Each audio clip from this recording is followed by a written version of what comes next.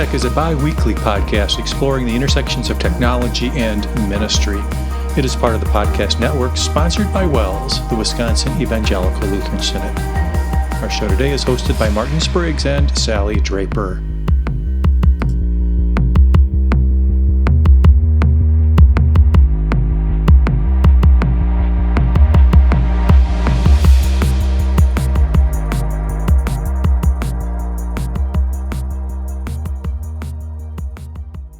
Welcome back to WELSTech, everybody. This is episode 719, and we are recording it on February 29th, 2024. My name is Martin Spriggs. You've joined a show about technology and ministry. We're so glad you are here. And joining me, as usual, Sally Draper. Hello, Sally. Good morning, Martin. Happy to be joining you as usual, but this is an unusual day. It is. Not that often that you say February 29th on the WELSTech podcast, although I think we've done it at least once in the past on the actual leap year day. But yeah, I had to think about it. Yeah. Our fifth episode in a leap year. How about that for numbers? Yeah. That's way too long. My wife reminded me this morning that this was the day our daughter broke her arm in grade school. So that's how that's what she attaches to Leap Day every 4 years. So my daughter gets to celebrate that broken limb once every 4 years as well. So kind of cool how that happens. And I know I don't know if we have any listeners who have their birthday on Leap Day. It'd be interesting to know how they celebrate, if they have a proxy day that they use each year, or they just kind of save it up for every 4 years. So yeah, Kevin has a coworker who's 8 years old today. Go figure. Okay.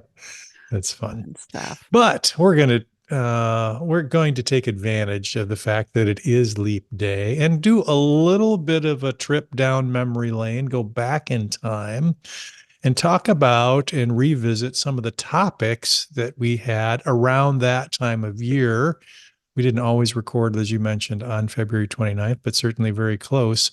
But there's ebbs and flows to technology, and sometimes it's neat to go back and see, what were we talking about 4 years ago, 8 years ago, 12 years ago, or beyond, 16 years ago for our little WELSTech podcast. And as we were doing a little show prep, it was kind of interesting that, some of the things we're still talking about, others not as much or in different ways. So kind of fun to put this show together, a little bit lighter fare today as we talk about some of these things. So where would you like to start, Sally? 4 years ago. That's a great question. Yeah, 4 years ago, February 2020, that was a pretty uneventful month. Turns out March 2020 was full of events. And so February 2020, we were on the eve of COVID-19 shutting our world down. A pandemic like nothing any of us had ever experienced, and all the impacts that it had on ministry. And maybe just looking forward since that time period, how much technology has changed and how much people have adapted and accepted and learned. I remember during the pandemic meeting up with our congregation over Zoom, and somebody saying, well, our family's been having board game night over Zoom, and they were like in their 70s. And I thought, how cool is that, that they're doing that. And I think that's pretty much what we've seen since the last leap year. A lot of change. It's kind of the whole video conference, doing things distance, spanning the miles through technology has kind of evened out, I think. Obviously, I think most congregations are still doing live streaming. Many of them at that point did not. So there was kind of a mad dash. I think there were a lot of gifts given to purchase technology and then scrambling to figure out how to use all that stuff. There were shortages of everything. You couldn't buy a webcam. Those things were all in short supply. I think now, though, it's kind of an accepted use, and I think we're trying to figure out how best to use it. Now, for instance, I've got a church meeting, a leadership meeting on Saturday, and we decided, well, let's just do it via video conference, even though we don't live that far from the church. We're all fairly close. It's just a little bit more convenient. It's quick for, a 1 hour meeting just to jump on, and we know each other already. We do a lot of face to face already, but that's an application where it just makes life a little bit easier. And there are different things that you can share and record, and that's another benefit of doing video conference type meetings is you can record the session and share it for people who couldn't be there, which is a little bit more difficult if you are face to face. We're talking about virtual Bible classes and those kinds of things for very busy families who find it difficult to dedicate an evening to something. And this is a way to make that a little bit more possible, or again, view a recording of so they can kind of stay in tune with what's going on. I think there's lots of different applications right now that we hadn't even imagined or would have thought, yeah, it's just too hard for everybody, but it's not anymore. Yeah. I'm thinking of a couple different examples as you were talking, Martin. First of all, February of 2020, I really don't think Zoom was much of an actor on the scene at all Hmm. for anyone. I remember how all of a sudden it just exploded and we kind of landed on Zoom, and they had to really adjust, and Right. people were getting into meetings and hacking them and, all Right. that kind of stuff. Privacy And was a they concern. had to put up a Hmm. lot of security around it and stuff like that. So that's definitely something that's changed. Um, I have a funny story to relate from just yesterday. Um, my local grade school, Risen Savior, here in Mankato, kids from my church and who were in my Sunday school class and everything, they took a trip and they were actually at the CMM yesterday taking a tour of the Synod office building. And I happened to be in a video conference up on a screen in an open conference room. And all of a sudden, all the kids were waving. And they're like, "All these kids are walking by waving." And I said, "Oh, it's my school." And I waved back and they saw me wave and all this kind of stuff. It was just hilarious how our worlds collide in Yeah, that no way, kidding. but That's all cool. because of just this very accepted practice of video conferencing.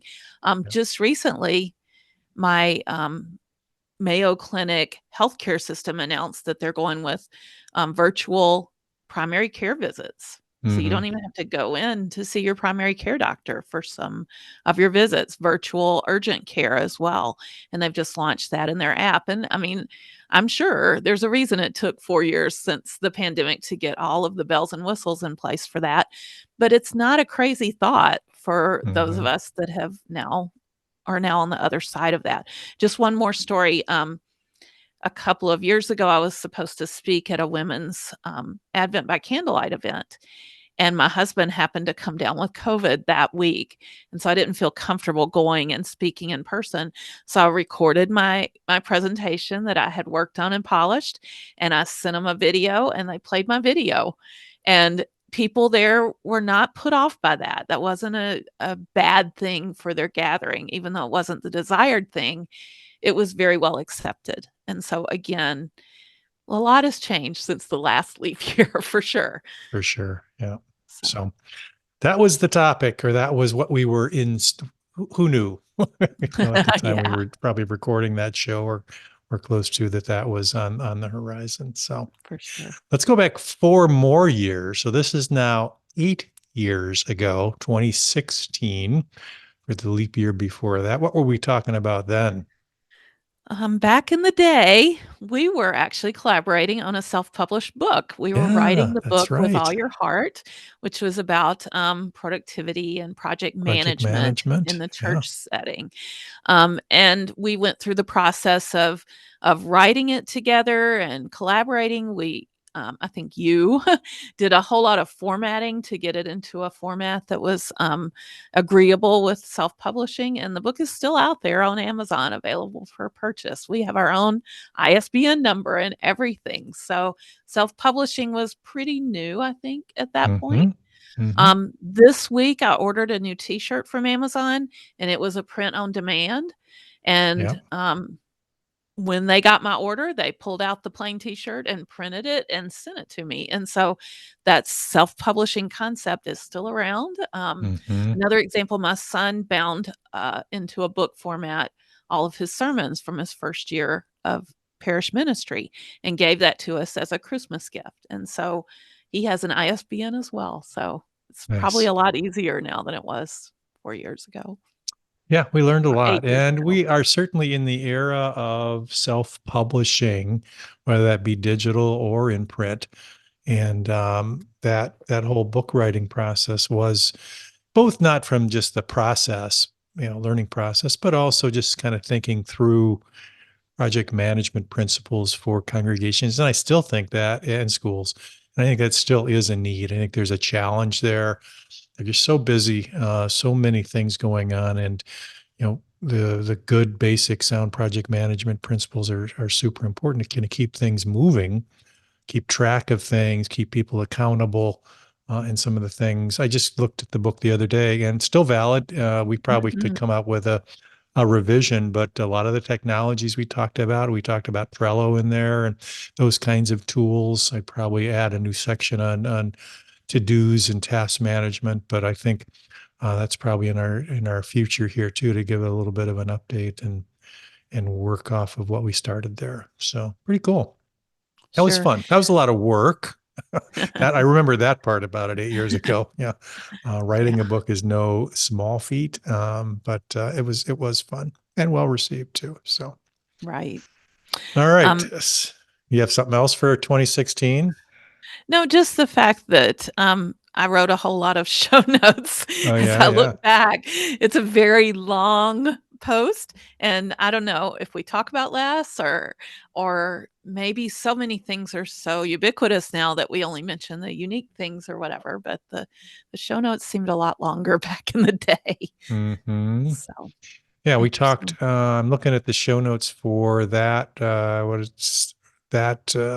That month we were doing monthly or weekly. I'm sorry, at that Mhm. point, and we had things like hardware lists of hardware for productivity and things we were using, things we um, had on our desks, like webcams and monitors and laptops and mixers and mice and those kinds of things. So a lot of these things are Mhm. still the same. Not a lot of Still sitting changes on my here. So desk, right? yep, exactly, For exactly. sure. So yeah, in fact, the monitor that I list here is the one I'm looking at right now. So it's Awesome. got 8 years some, later, yeah, it's got some leaping good lizards. good years on it. So Yeah, my mic has changed. I think my mic died since in the 8 years that have passed, but it's besides pretty much that. it's the same. I think it's the same brand ish, right? I think it Mhm. is. So Yeah, yeah. Good. Well, you buy decent stuff. You make, and that's part of why this show exists, is to try and find the stuff that is going to last and a good investment, good stewardship. So let's go back 4 more years, Sally. 2012.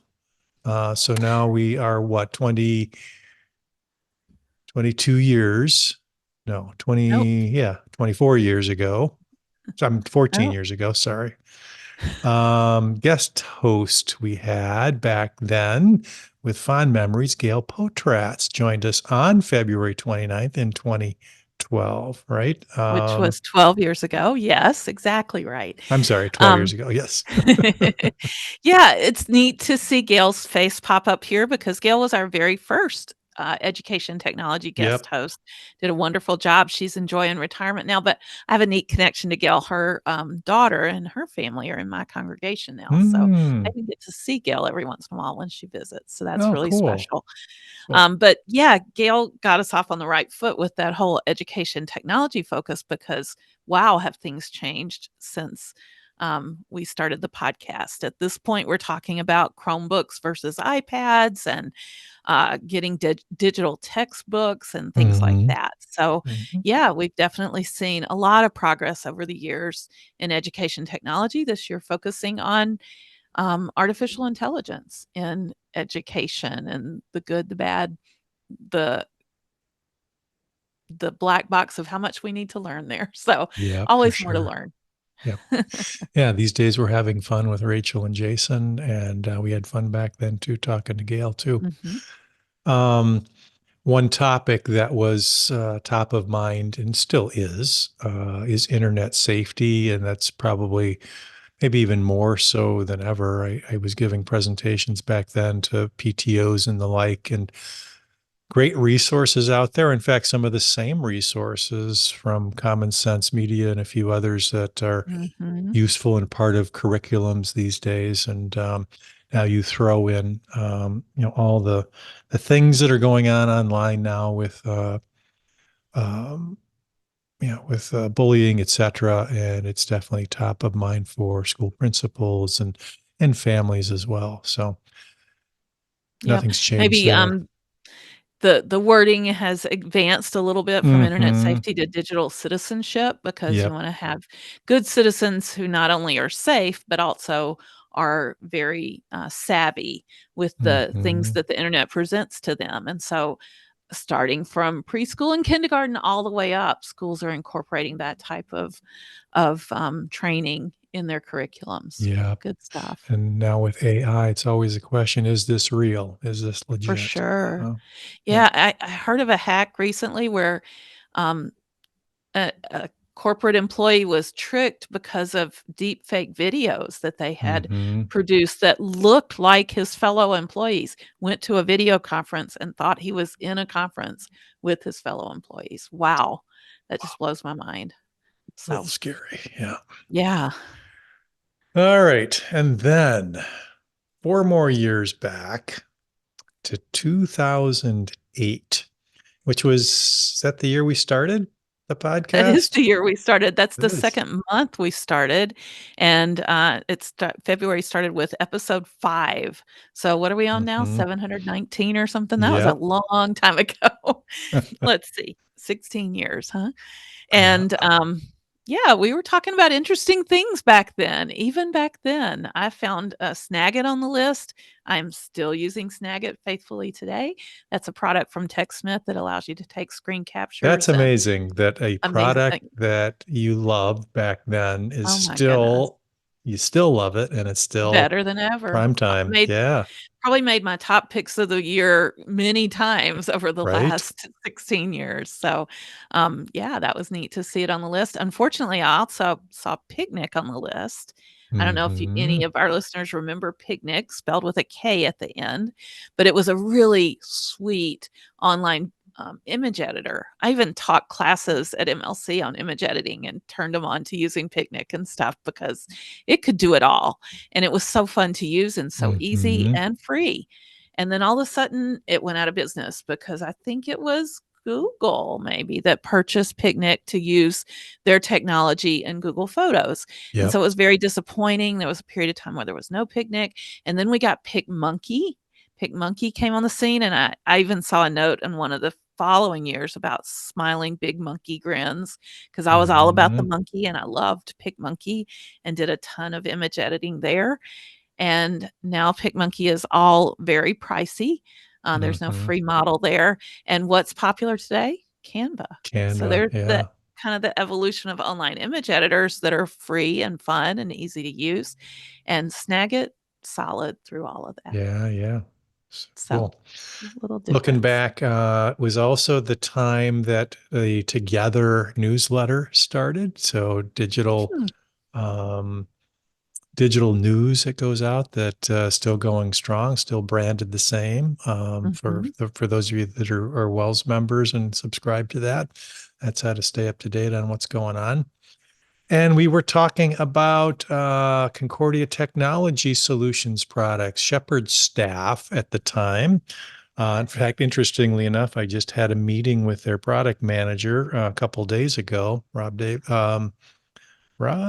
I got to remember his last name now. I want to say Davidson, but yeah, Rob Davidson.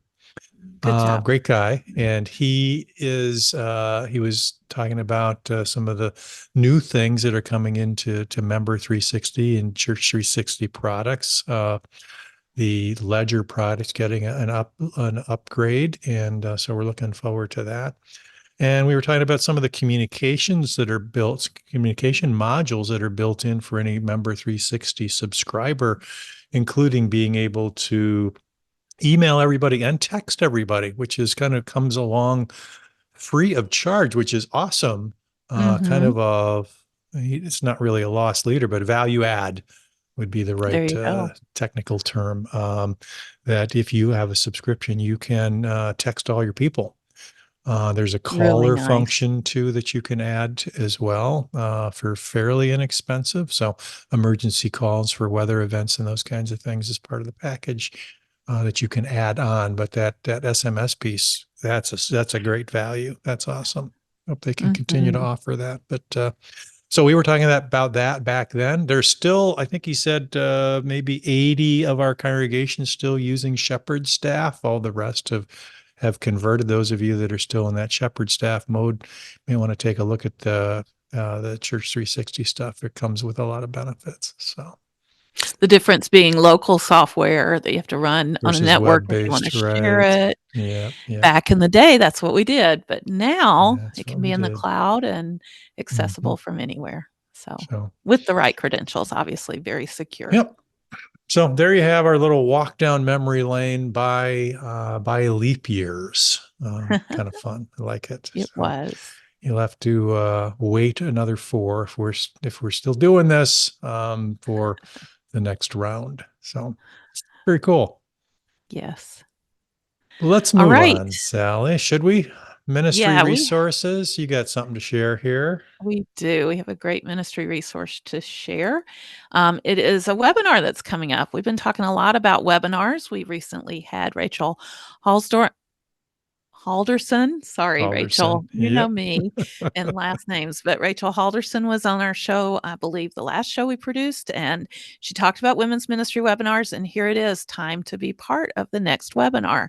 This one actually focuses on the book, The 2 Hour Cocktail Party by Nick Gray. It was mentioned in the last webinar, and Lori Ryan, who's used the book to put on kind of evangelistic 2 hour parties, is going to go into more depth about the different things she's done to prepare for the parties and how she's pulled them off and what kind of things to expect. A quote from Lori: "It seems like in this somewhat turbulent moment that in-home hospitality may be the way we evangelize. It somehow facilitates bringing down barriers and people let their guard down." So I'm excited because I'm having a 2 hour, I'm calling it a St. Patrick's Day party because we're doing it on March 17th, but specifically for women in my congregation because it's a women's ministry push. I wanted to turn them on to women's ministry a little bit and share the webinars with them, but also try out this party format. I have the book and I'm working my way through. So I'm eager to listen and get more tips before my party happens. This webinar is on Thursday, March 7th from 7 to 8 p.m. Rachel again will be hosting and Lori will be joining her. So looking Nice. forward to that. And there's still time to get signed up. If you use the link that we post, you can get right to the webinar page and click to register. And if you didn't hear our interview with Yeah, Rachel, we did that. What was that the last episode we did? it I think so. was Yeah. how to host a webinar. So tune in for to that one if you didn't already. She shared some things and some of the things that they have done and will do. I think that's an exciting area and use of technology that they're doing there. So, Mhm. all right, let's move on to our picks of the week. And this week it came across my desk in one of the newsletters I subscribe to from Ditch That Textbook by Good one. Matt Miller. Yeah. He had a guest post by Caleb Wilson who talked about kind of an English language study way to use artificial intelligence. Basically, they were working on the novel Robinson Crusoe, and he challenged his students, put them in groups, and had them work through um, coming up with the right prompts to get imagery to support their Robinson Crusoe. And I think he even puts in here what they ended up their prompt to be, but it's basically a man overlooking, kind of a cove, an inlet, and they used the actual book and drew things from the book to write their prompt. I think here's the prompt that they said: Imagine a man dressed in tattered clothing as a result of a shipwreck atop a large hill overlooking a semi barren island with other small hills below. His view of a large island covered in trees with small cove leading to a river in the trees below. There's birds and other fowl in the distance, and far off, a blue ocean some islands barely visible, and some scattered rocks. And boy, that's exactly the way the image seemed to turn out.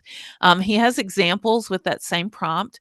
The first one that they're displaying on the blog post is from ChatGPT, and I think it's the best. But there's one from Google Gemini and also one from Leonardo AI. Guy looks Mm. really tattered. That Yeah, one. that one, that's So rough. he's having a bad day. Right. So anyway, I thought it was a really neat experiment and a great application of AI for language arts teachers. Wanted to share that. That is cool. I like that. Mhm. I like that Yeah. use case. Okay.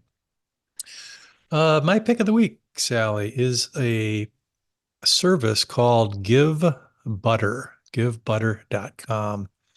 So what we were looking for at our church was a way to enable people who wanted to give free will offerings at events if they didn't have cash.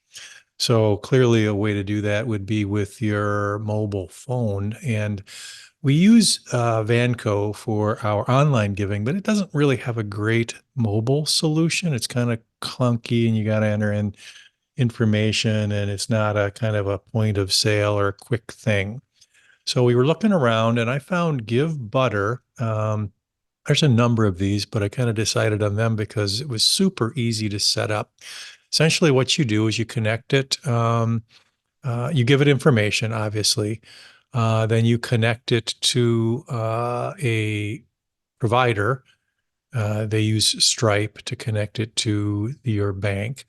You have to provide, obviously proof of who you are, which was very easy. But essentially, you can create one-time gifts, fundraising events, fundraising pages, auctions. What we used it for, we just created an event called Free Will or Christ Big Ben Free Will, and we'll reuse this. And then what you can do is put a QR code, on a sign or a short URL that you can provide that directs people right to the page, mobile friendly page so they don't have to download an app. And then it connects easily with all the giving things that are on your mobile device, typically like Apple Pay, Google Pay, Venmo, PayPal are the big ones that most people use. You can also enter in a credit card if you want to do it that way. But really, it just asks for a first and last name and an email address so that they can send the receipt to you. And then Mm. you can pick what denominations you want to invite, and they can also write their own in. So, like for our free will offering, I think we did, I don't know, 5, 10, 25, 50, maybe. I forget what we did. And then you can also pick your own. The fee is typical credit card transaction fees. I think it's almost, when you add it all up, it's about 4%.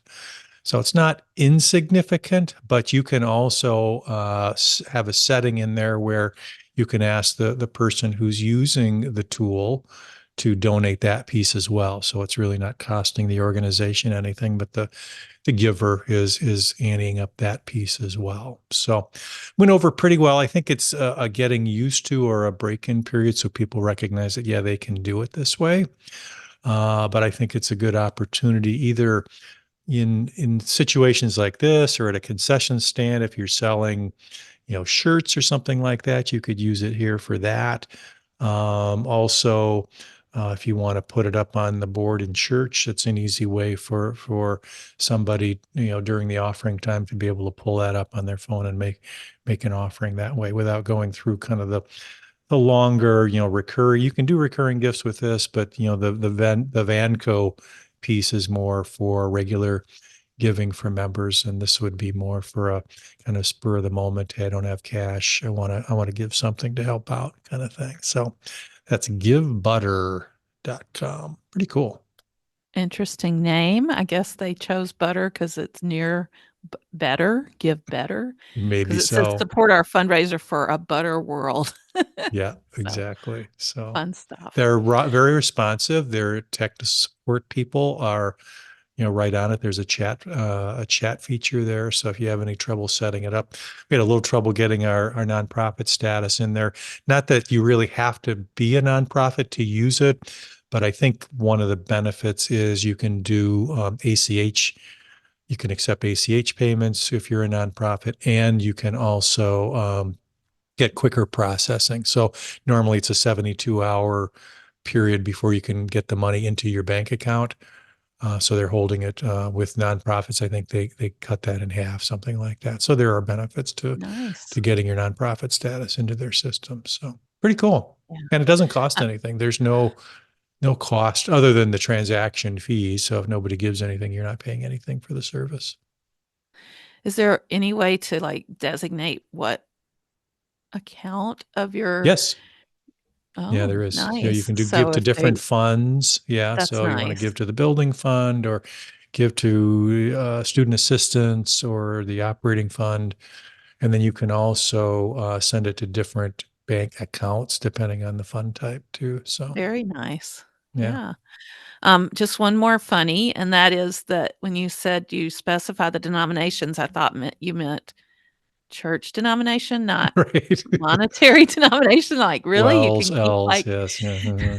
Yeah, that Yeah. would be How interesting. much? Yeah. So it's a real easy, quick give kind of thing. So I think we'll That's use it awesome. more in the I future. would be number 1 appreciative because I never have cash on me, and I Right. always Right. Me feel neither. bad when Yeah. Yep. So, Yep. good stuff. All right. I think time for community news and feedback. And we're going to thank our friends over at Facebook's Wells Intersections Conversation Yeah. group for You guys are sharing a few awesome. interesting links. Yeah.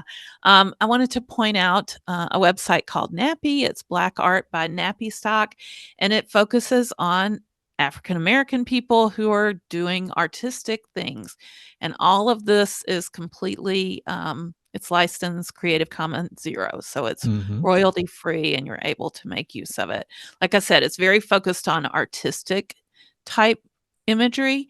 But if you're trying to get people of color into the mix of imagery that you're using for different promotions or whatever, this might be a site that provides that for you. So check it out. Cool. All right. The other mention is Kim Commando's newsletter. I think Yeah. maybe it was Pastor Peter Hagen who said he Speaking of regularly follows. 2008, I mean, I think I that she's think been we were. around for a I long think I time. remember us talking about Kim Commando way back when, and Yep. here she is still around. And I did subscribe. The newsletter is called The Current, and it comes out daily. And occasionally she'll send out some kind of an alert if there's something breaking or whatever. Hmm. This is a copy of today's Current, and it's kind of lighthearted, but really packed with a lot of great advice. This lead article is talking about people who are um, making videos just to capitalize on different events, like people passing away. They read different comments and things and make videos just to get search ability and stuff out there. So, really interesting. If you do come across those videos, obviously you can report it. Um, and again, just kind of the water cooler is just kind of quick hitting headline type news that's data or technology related. Um, Different device advice that's available, things about your firewall in this newsletter, things to listen to, podcast, tech upgrades or life upgrades, and different deals. So you might be looking for a particular item and there's a sale on it or something that she's highlighting. And so definitely an interesting read and very quick to scan through and see if anything hits home with you. So I am excited to have a new newsletter. I'm going to tell you, I only subscribe to 3 now. It's been 2 for quite a while. So one on ed tech and one on technology. I'm adding a third to the list and I'm pretty selective, but I'm excited about this one. So I appreciate the recommendation. Good stuff. Neat. All right, Sally, I think it's about time to remind our audience that they can always go to wellstech.wells.net for all this good stuff that we've been talking about. You can go all the way back to 2008 if you like. So I think it's a valuable resource, definitely for us, but for I think our listeners as well. There, they can also leave comments and suggestions for future shows or interviews.